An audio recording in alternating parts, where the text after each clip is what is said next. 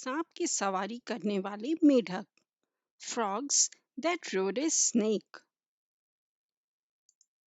सालों पहले वरुण पर्वत के पास एक राज्य बसा हुआ था। उस राज्य में एक बड़ा सांप मंदविश भी रहता था। बूढ़ा होने की वजह से वह आसानी से अपना शिकार ढूंढ नहीं पाता था।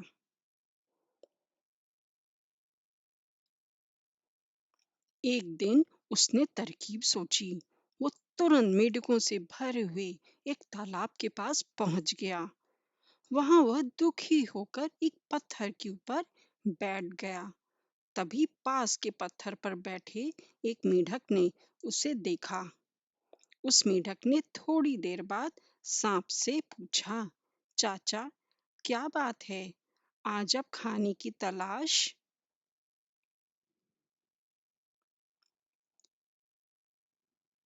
नहीं कर रहे हैं?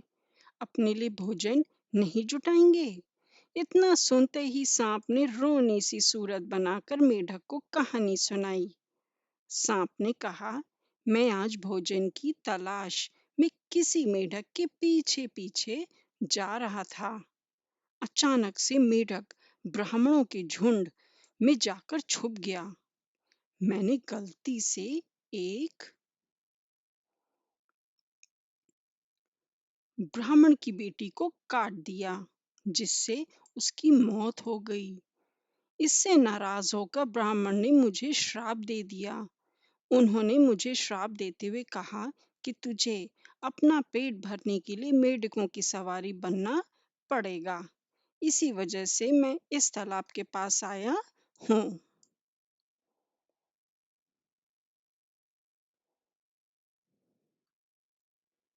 यह बात सुनते ही वह मेढक तुरंत तालाब के अंदर गया और अपने राजा को सारी बातें बताईं।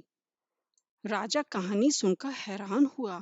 पहले तो उसे बिल्कुल भी यकीन नहीं हुआ, लेकिन कुछ देर सोच विचार करने के बाद मेढकों के राजा जलपाक तालाब से बाहर निकलकर एकदम कूदते हुए सांप के फन पर जाकर बैठ गया। राजा को ऐसा करते हुए देखकर अन्य मेढकों ने भी ऐसा ही किया। सांप समझ गया था कि मेढक अभी मेरी परीक्षा ले रही हैं। सांप भी बिना विचलित हुए आराम से सबको अपने फन पर कूदने दे रहा था और उन्हें घुमा रहा था। इसके बाद मेढकों के राजा ने कहा, जितना मजा मुझे सांप की सवारी करके आया, उतना मुझे आज तक किसी की सवारी करके नहीं आया।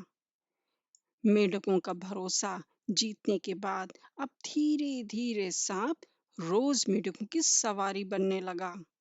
कुछ दिन बाद चतुर सांप ने अपनी चलने की गति थोड़ी धीमी कर दी।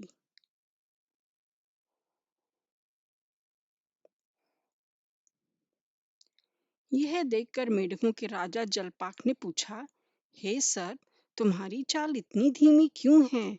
इसके जवाब में सांप ने कहा, मैं बूढ़ा हूँ और ब्राह्मण के श्राप की वजह से बहुत दिनों से भूखा भी हूँ। इसी वजह से मेरी गति कम हो गई है। इतना सुनते ही राजा ने कहा, तुम छोटे छोटे मेढकों को खा लो। यह सुनकर मन ही मन सांप बहुत प्रसन्न हुआ।